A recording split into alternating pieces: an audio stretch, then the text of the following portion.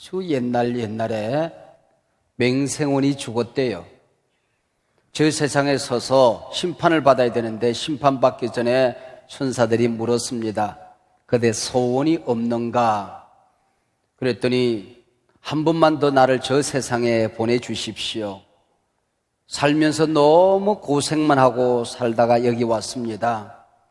한 번만 더 보내주셔서 양귀비 같은 색시 얻어서 똑똑하고 총명하고 말 잘 듣는 우리 아이들 몇 주시고 또 힘센 모습 몇 붙여주시고 논밭 좀 넉넉하게 주셔서 아무 걱정 근심 없이 살다가 이곳에 올 수 있도록 도와주세요. 그랬더니 천사가 배꼽을 잡고 웃더랍니다. 이 사람아, 세상에 그런 티오가 있으면 내가 내려가지 당신을 내려보냈겠는가? 여러분이 이 세상에 걸어 숨쉬고 살아가는 사람들 가운데에 근심, 걱정, 염려 없는 사람이 어디 있겠습니까? 시험 없는 사람이 도대체 어디 있겠습니까? 건강한 신앙생활을 한다고 하는 것은 시험과 어려움이 없는 삶이 아니라 우리에게 매일같이 부딪히는 시험과 고난과 어려움을 건강하게 믿음으로 잘 해결해 가는 삶을 말하는 것입니다.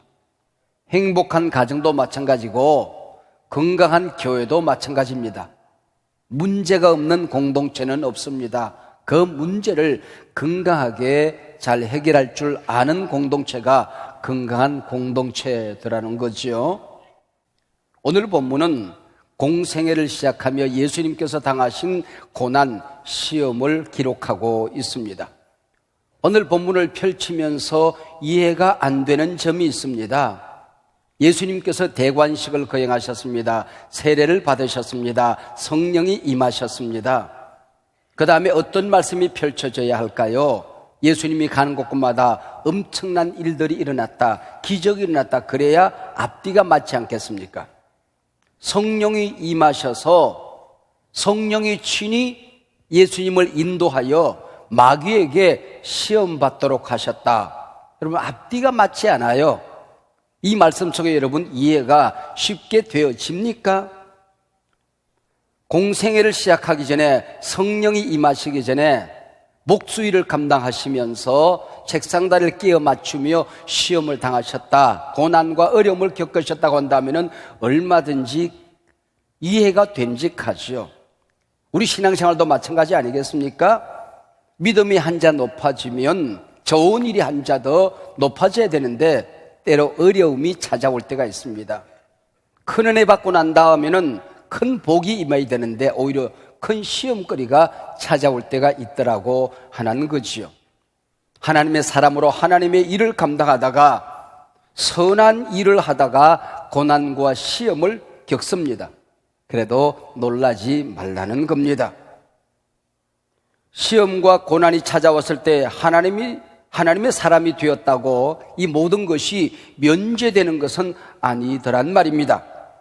그 시험을 통과함으로써 오히려 우리가 당당히 하나님의 제자임을, 자녀임을 증명하고 또 하나님 앞에 인정받고 살아가는 삶, 그게 우리 신앙생활이라고 하는 겁니다. 여러분 기억하십시오. 반드시 지나갑니다. 우리가 하나님의 자녀가 되었다고 하나님께서 시험을 면제해 주지는 않았지만은 한 가지 분명한 것을 약속하고 있습니다. 그 시험 한가운데에 고난 한복판에 내가 너와 함께 하리라. 할렐루야. 제 학창시절에 선생님은 제게 그렇게 가르쳐 주었습니다. 의롭게 살기를 원하면 고난받는 것을 두려워하지 말아라. 바르게 살다가 시련을 당하더라도 놀라지 말아라. 사탄은 죽은 사람에게 총을 쏘지는 않는다. 의로운 길을 가다가 고난과 시련이 있으면은 바로 그 길이 정당한 길임을 오히려 믿고 살아라. 그렇게 가르쳐 주셨습니다. 이 시험, 고난, 내 믿음이 성장되는 기회지요. 야, 하나님이 나를 쓰시려는 것보다 나를 다듬어서 주님께서 역사를 나를 통하여 하시려나 보다 그렇게 생각하면 틀림이 없다는 것입니다. 언제 어디서 시험이 왔습니까? 오늘 본문 2절에 보면은 먹을 것이 없을 때에 마귀가 시험을 합니다. 다른 복음서에 보면은 광야에서 시험이 왔다, 그렇게 기록을 합니다. 오늘 5절에 보면은 천하만국이 한눈에 보이는 높은 데서 시험이 왔습니다. 어떤 사회적인 위치, 이 세상 살아가다가 높은 자리에 앉거들랑 두려워 떨며 경성하라는 것입니다. 야, 이거 시험 찾아오겠네, 그렇게 생각하면 틀림이 없다는 거죠. 오늘 9절에 보면은 예루살렘 성전 꼭대기에서 시험을 겪습니다. 먼저는 광야입니다. 배가 고플 때에, 먹을 것이 없을 때에 시험이 찾아옵니다. 하나님을 믿었는데 되는 일이 없습니다. 정말 하나님이 나를 사랑하는가 싶을 때가 있겠죠. 시작한 일이 뜻대로 잘 안 됩니다. 배가 고파요. 그 자체가 시험거리입니다. 하나님의 자녀가 되었는데 예수를 믿지 않은 사람보다도 잘 되는 일이 없어 보입니다. 더 큰 어려움이 찾아옵니다. 낙심이 되죠. 또 주변의 사람들이 조롱합니다. 네가 예수 믿고 잘 된 게 뭐 있어? 이게 시험이라는 겁니다. 또 한편 인생 살다 보면 나이가 들고 경륜이 쌓여져 가면서 천하가 보이는 높은 곳에 올라갈 때가 있습니다. 이제 마귀에게 절구뻑 한번 하고 나면 세상의 권위와 영광이 손에 들어올 만합니다. 그것이 시험이라는 것이죠. 여러분, 사기꾼들이 망하는 길이 이번 한 번만 그러다가 꼬꼬닥 걸려 넘어진대요. 요셉은 꿈을 꾸었습니다. 하늘의 해와 달과 별이 조그마한 자기 별에게 절하더라는 꿈이었습니다. 당시 중동의 모든 사람들은 태양에게 절을 하고 살았습니다. 달에게 경배를 합니다. 별에게 절하고 살았습니다. 근데 어린 요셉은 그 중동의 신들이 오히려 자기에게 절하는 꿈을 꾸는 겁니다. 세상 모든 사람들이 돈에게 굴복하고 살아가는데 그 돈이 내게 절하는 꿈을 꾸는 겁니다.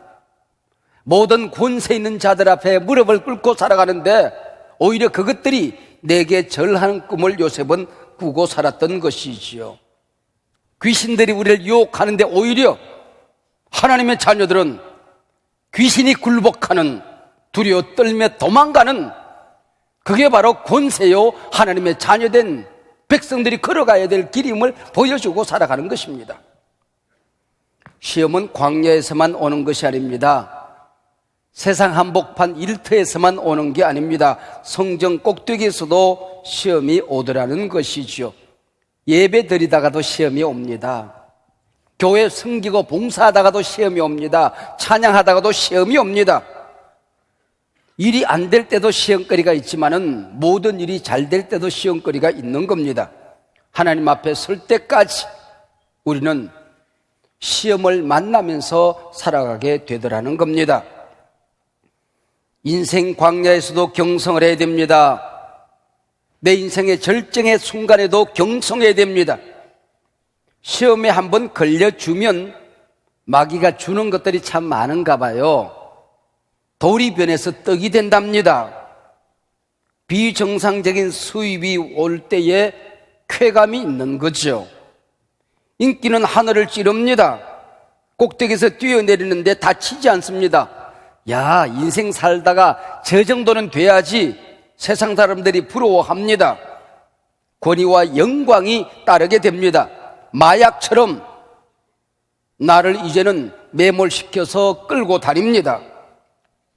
오늘 본문 6절에 보면 퍽 재미있는 말이 나옵니다. 권위와 영광, 이것은 내게 넘겨준 것이므로 내가 원하는 자들에게 주노라. 에덴 동산에서 하나님의 자녀들에게 하나님께서는 영광을 주었습니다. 권세를 주었습니다. 근데 아담과 하와가 하나님에게 순종하지 아니하고 마귀의 순종함으로 말미암아 그 권위가 마귀에게 넘어가 이제는 마귀에게 굴복하는 자들에게 이 세상 것들을 줄 수 있다고 마귀가 큰 소리 칩니다. 오늘 본문 3절과 9절에 보면은 반복되는 말이 나옵니다. 만일 네가 하나님의 아들이어든 하는 말입니다. 이 한마디 말 속에 마귀가 우리를 시험하는, 낙심시키는 목적이 있고 방법이 있습니다. 네가 하나님의 아들이라고 한다면은 만사가 잘 돼야지, 만사가 형통해야지, 편안해야지, 하나님이 너와 함께 한다는 구체적인 증거가 나타나야지 왜 고난을 당해? 십자가 지고 살 게 뭐 있어? 참 매혹적인 말이지요. 너는 하나님의 사람이 아니냐? 그만큼 믿었는데, 그만큼 충성했는데 왜 십자가가 나한테 찾아오니? 십자가 지지 않고 출세하고 성공하는 길이 얼마든지 있단 말이야. 얼마나 근사한 말입니까? 하나님의 사람들이 십자가 버리고 살라는 것, 이게 시험이요 유혹이라고 하는 것입니다. 십자가로 구원받았듯이 십자가 정신으로 살아가는 것, 이게 십자가 영성입니다. 그래서 성경은, 우리 예수님은 내 십자가를 지고 나를 따르라 말씀하셨습니다. 십자가 없는 삶이 하나님의 자녀들의 삶이 아니라는 것입니다. 그 길이 바른 길이면, 진리의 길이면, 복음의 길이면 내 십자가를 지고 당당히 주님을 따르는 삶을 살아가는 것, 이게 십자가 영성, 하나님의 자녀된 길이라는 것입니다. 십자가 지지 말라는 이 유혹이 얼마나 크고 끈질긴 것인고 하니, 오늘 본문 마지막 절 13절에 보면은 마귀가 모든 시험을 다 한 후에 얼마 동안 떠나니라 그랬습니다. 얼마나 기가 막힌 말인지 모릅니다. 얼마 동안 떠나니라. 하나님의 아들 예수님 마귀의 시험을 온전히 물리쳤습니다. 그렇다고 고난이 시험이 끝난 게 아니라는 겁니다. 얼마 동안 떠난다는 겁니다. 예수님께서 마지막에 십자가를 지시고 돌아가실 때에 한편 강도의 입을 빌려서 마귀가 말합니다. 네가 하나님의 아들이라면 그 십자가에서 내려오라. 그리고 너를 구원해라. 그리고 네가 하나님의 자녀된 것을 증명해봐라. 그리고 나처럼 불쌍한 자들도 한번 건져보라. 유혹을 합니다. 우리가 하나님의 자녀로 첫 발을 내디딜 때도 이 시험은 옵니다. 마지막 죽을 때까지 이 시험은 나를 떠나지가 않습니다. 십자가 지지 말고 좀 편안하게 살라는 이 시험 말입니다. 복음이 없는 기적, 이걸 센세이셔널리즘이라고 해요. 말씀이 없는, 성령이 없는 교회 프로그램, 이게 페플리즘이에요. 그렇게 해서 부흥되는 것, 그렇게 해서 만사가 잘 되는 것, 이게 시험이라는 겁니다. 피를 흘려야 될 때는 피를 흘리고 얻는 겁니다. 울어야 될 때는 울고 얻는 겁니다. 아파할 때는 아파하면서 함께 그 길을 걸어가는 겁니다. 메시아, 예수님에게 시험을 걸어옵니다. 마귀에게 한 번만 절하면 예수님께 권위와 영광을 주겠답니다. 그러나 예수님이 얻을 그 영광과 권세는 마귀에게 절하고 얻을 수 있는 게 아니라는 겁니다. 십자가에 피 흘려 죽으시고 그 피가 능력이 되어서 마귀를 짓밟고 마귀를 물리치고 얻는 권세입니다. 그 권세로 우리는 구원을 받았습니다. 그 권세로 살아가는 것입니다. 적어도 하나님의 자녀들은, 하나님의 백성들은 마귀에게 절하고 영광을 얻는 길은 가지 말아야 된다는 거죠. 마귀에게 절하고 얻는 권세는 이 세상에 없는 겁니다. 하나님의 자녀들에게. 나사렛 예수님의 이름으로 명하노니 내게서 악한 사탄아 떠나갈지어다. 마귀를 물리치고 얻는 권세를 우리는 누릴 줄 알아야 된다는 겁니다. 사탄아 물러가라. 예수님께서 이 세상에 계시면서 사탄아 물러가라는 말씀을 2번 하셨는데 오늘 본문에서 1번 하셨고, 예수님께서 십자가 지실 것을 말씀하실 때 베드로가 앞을 가로막습니다. 그때 사탄아 물러가라 말씀하셨습니다. 제가 졸업한 시골 고등학교 학생들에게 졸업을 할 때 선생님이, 교장 선생님이, 얘들아 너희들 앞으로 대학을 졸업하고 사회의 첫걸음을 내디딜 때에 잘 내디뎌야 된다. 어떤 직업을 선택할 것이니, 그리고 직업을 선택하는 기준을 가르쳐줘요. 그게 거창고등학교 직업선택 10계명이라는 거 아닙니까? 월급이 적은 쪽으로 가거라. 모든 사람들이 몰려들면 구태여 네가 안 가도 된다. 꼭 너를 필요로 하는 곳으로 가거라. 승진의 기회가 없는 곳으로 가거라. 영광이 기다리는 곳은 그거 거짓말이다. 오히려 십자가의 길을 가거라.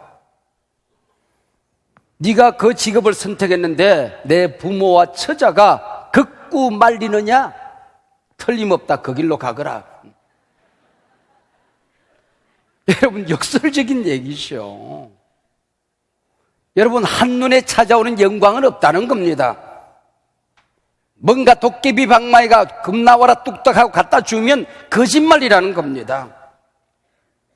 피 흘리고 가면서 진리의 길을 갈 수 있는 사람, 고난의 길을 가면서 당당할 수 있는 사람, 그런 사람이 역사를 바꾼다는 얘기죠.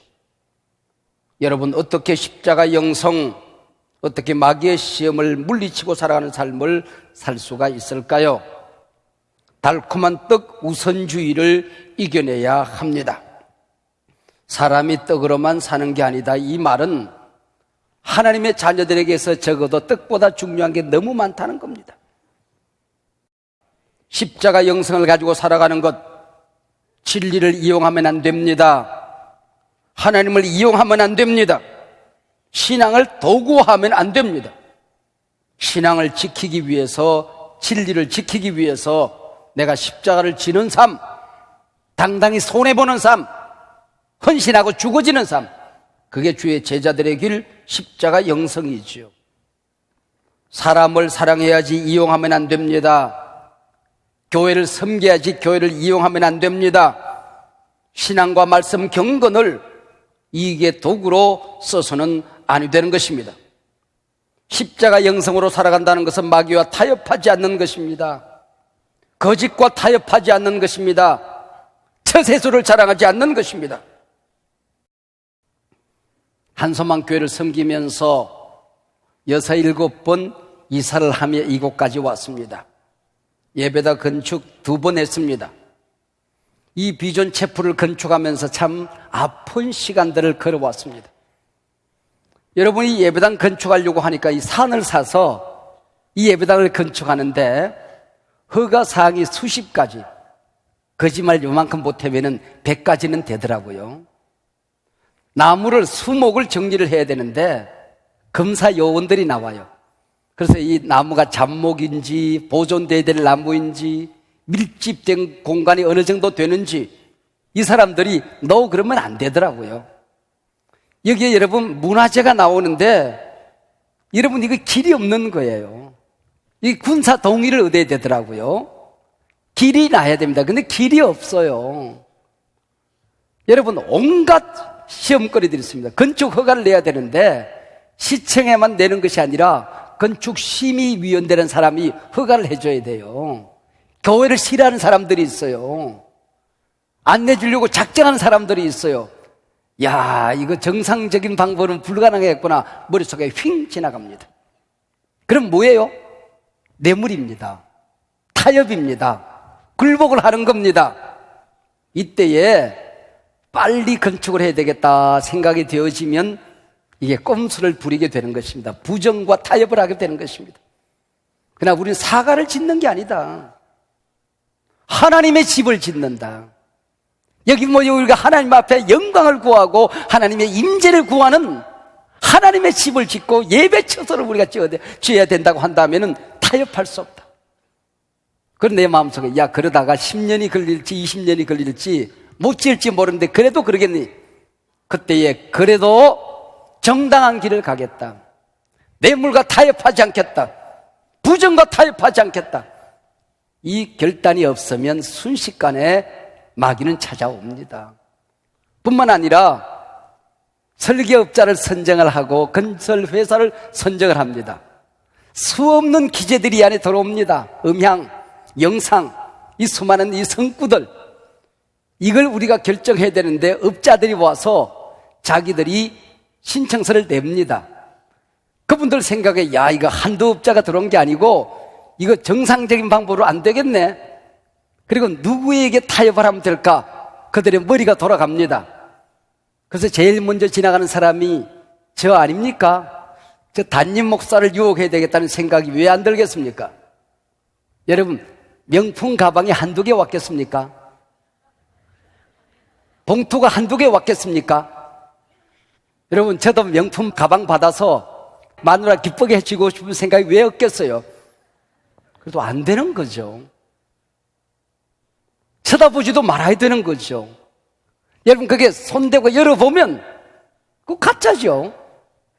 하나님 앞에 타협하지 않는 겁니다.